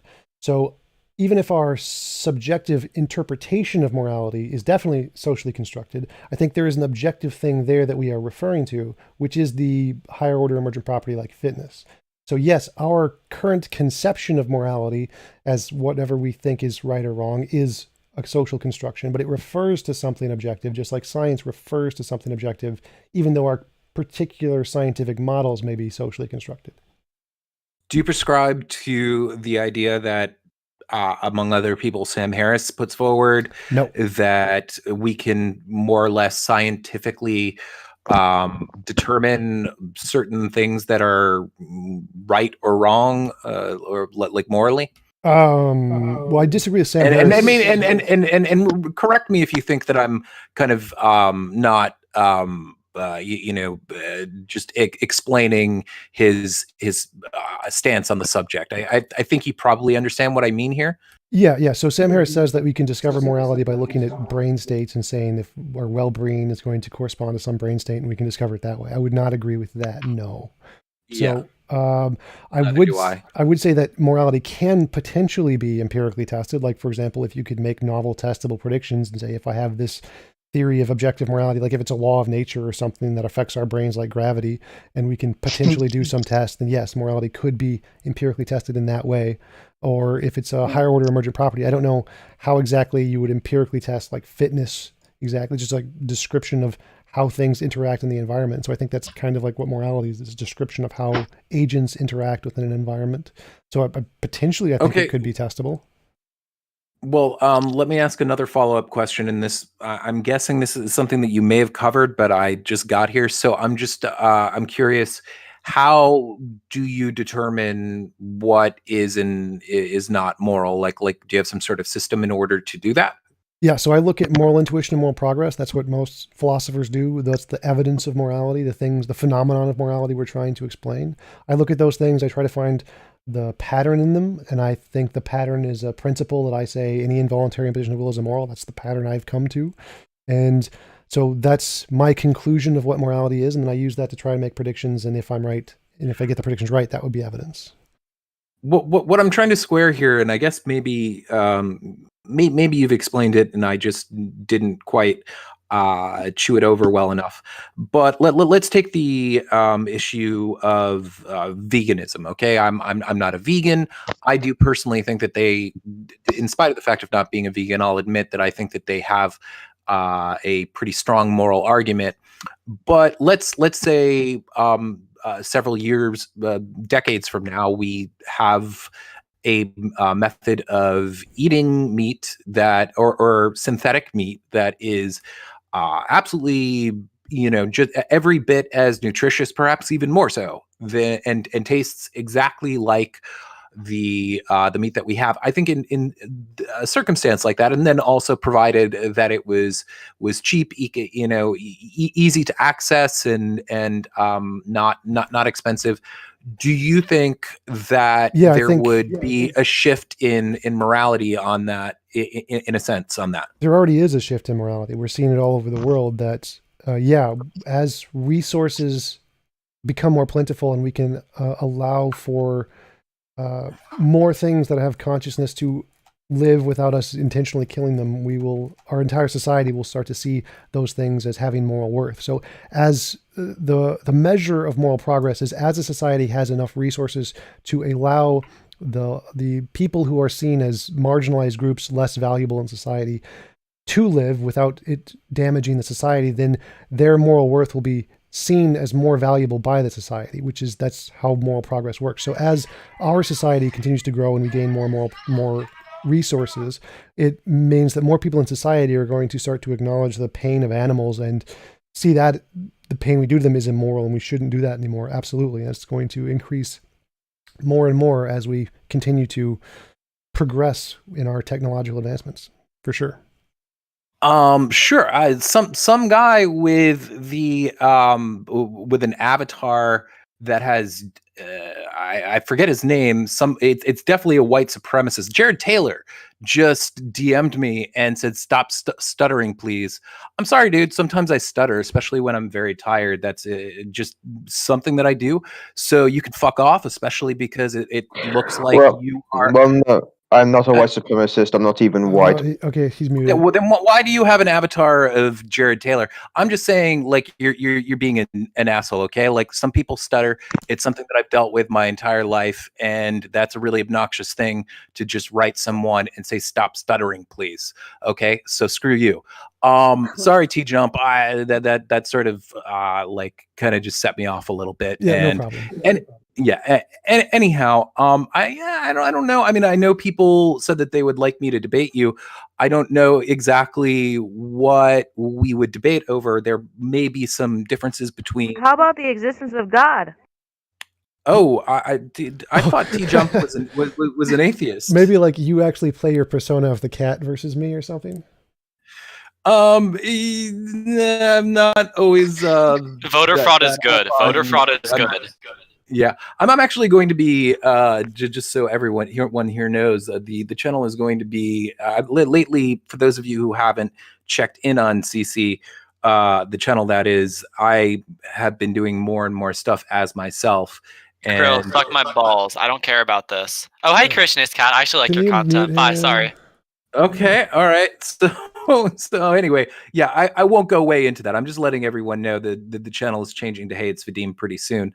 So cool. Yeah, I mean, TJump, are you an atheist? Yes, very much so.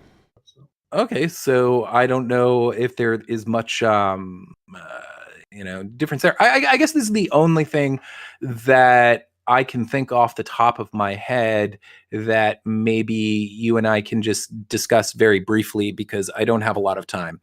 I've seen several of your debates, and I did see one, maybe you've done more than one. I believe it was with Papa Bird Jake. Yep. From Jake and Hannah. Yeah, Black Lives on Matter BLM. versus All Lives Matter. And right. And let's say for the sake of the argument that what you have You cut out. I can't hear you.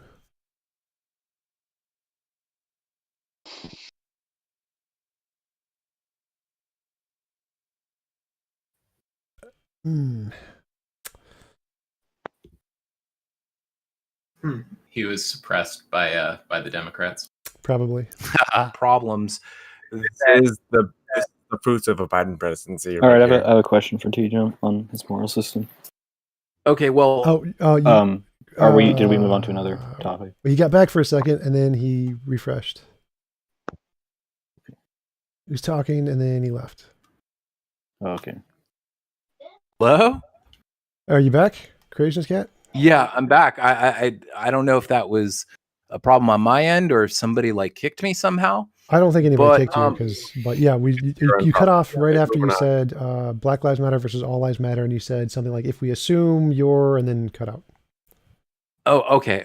If we assume that you're correct on, because inside that conversation, the thrust of it was just you guys talking about, I believe, like police shootings, but there are other problems with the justice system that affect disproportionately the Black community, like for instance sentencing. There are studies that I totally agree. Like one of the biggest examples is the stopping people on highways. There's a disproportionate amount of stopping like African Americans during the day, and that disproportion goes away during the night. I absolutely agree that there are definitely systemic issues that are racist. I just think the one that Black Lives Matter has centered around, the shootings from police officers, I don't think that one's a bad example. So I think that using that as an example is more showmanship that I disagree with. I think it's not supported by the facts, but there are definitely lots of examples that would be supported by the facts that I would support Black Lives Matter on. What do you guys disagree on?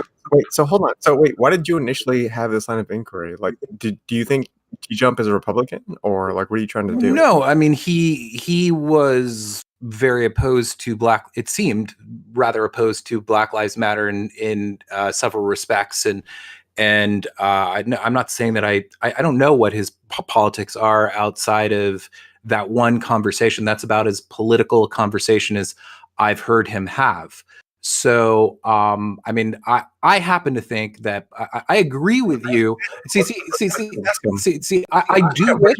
What? Well, let's just ask him real quick though, so everyone knows what's going on. I'm a centrist.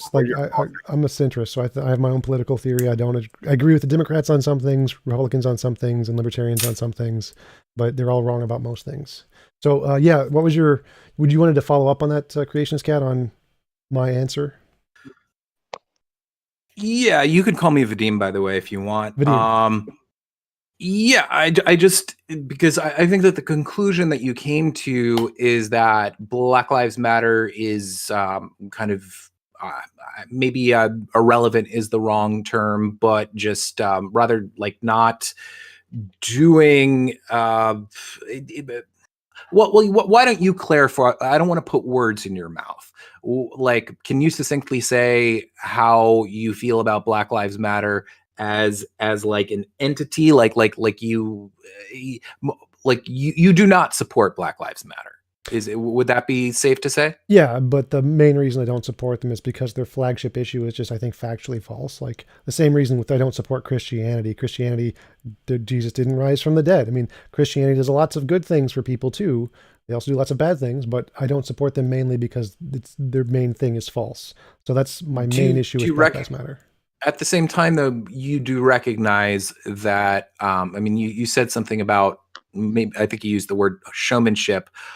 I like personally, I wish that there was a way to kind of galvanize America and get them to center on these issues, like more important issues. That, I mean, not that the police shootings are not an important issue to me, but for instance, the sentencing of blacks, like there are studies that show that you can have someone with the same record, even I think close to the same economic background, and much more of the time they will receive stiffer sentences.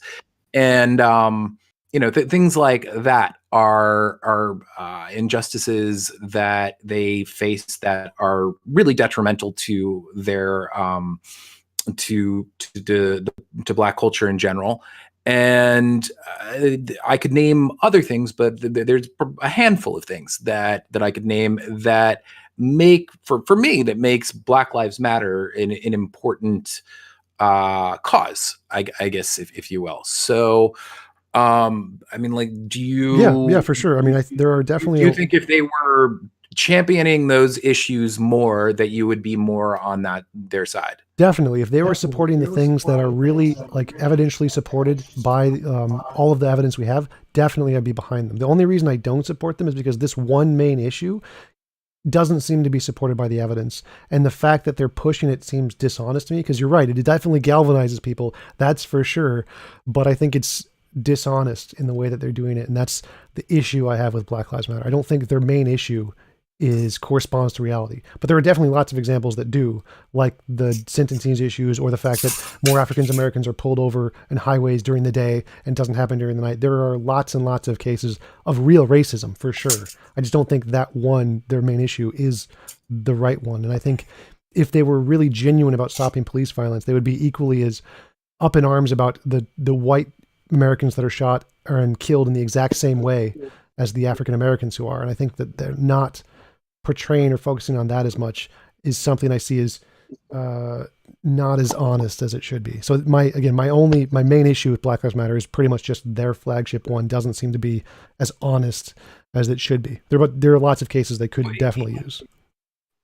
Is it dishonest to dwell on that issue, though, if there are a host of historical and historical issues that kind of and you'll have to apologize, because usually when I debate, I prepare for it and I'm just kind of spitballing here, but in my mind there are all these kind of socioeconomic factors that make the of course blacks could commit more crime, but there are reasons for these, and most of these things are things that over time can be addressed and corrected. And so do you think that like it has no relevance to bring that up if there are issues that we can address and correct and look at and hopefully make policies that better them? No, I would agree that there are lots of issues we can fix, but I think that those issues affect both white and black people equally, essentially. And so they're like, ending the war on drugs would be a huge benefit to everyone, essentially. And I think we should definitely try to end it. But I think that my issue is when you say this disproportionately affects African Americans and discount the fact that it's killing twice as many white people in the exact same way. I don't think that's an honest way to approach the topic. Well, when you say, do you mean per capita? Yes. So by population compared to crime rates, not to population. So, okay. So if the crime rate is like African Americans commit 37.5% of violent crime, and they're 37% of the victims of police shootings, essentially. So it's exactly proportional. I don't think that's evidence that the police are racist. There are definitely things that do count as evidence the police are racist, like the thing you mentioned, but that isn't one of them. So that's why I disagree with that particular point that they keep bringing up.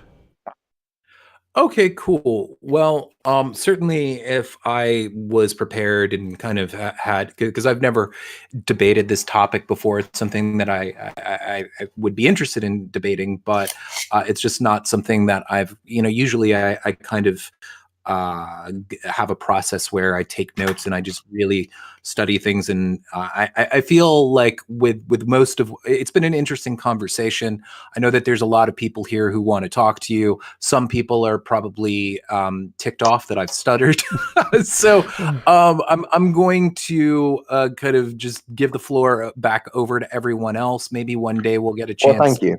have a more effective conversation on a topic that I prepared. But it's been nice just kind of just shooting the shit with you. Yeah, it was nice to meet you. Well, okay, and, so creation. Yes. So creation. You guys Okay, so creation. So creation is bad. Not. alt-right guy who's about to I'm, I'm not delusional. Be quiet for a second. So, I'm gonna mute him for a second. Vidium, it was really nice to meet you, and I'm happy to talk with you later. I actually have to go too, so I'll see you guys later. It was nice chatting with you guys. See you probably next week. Peace out. Okay.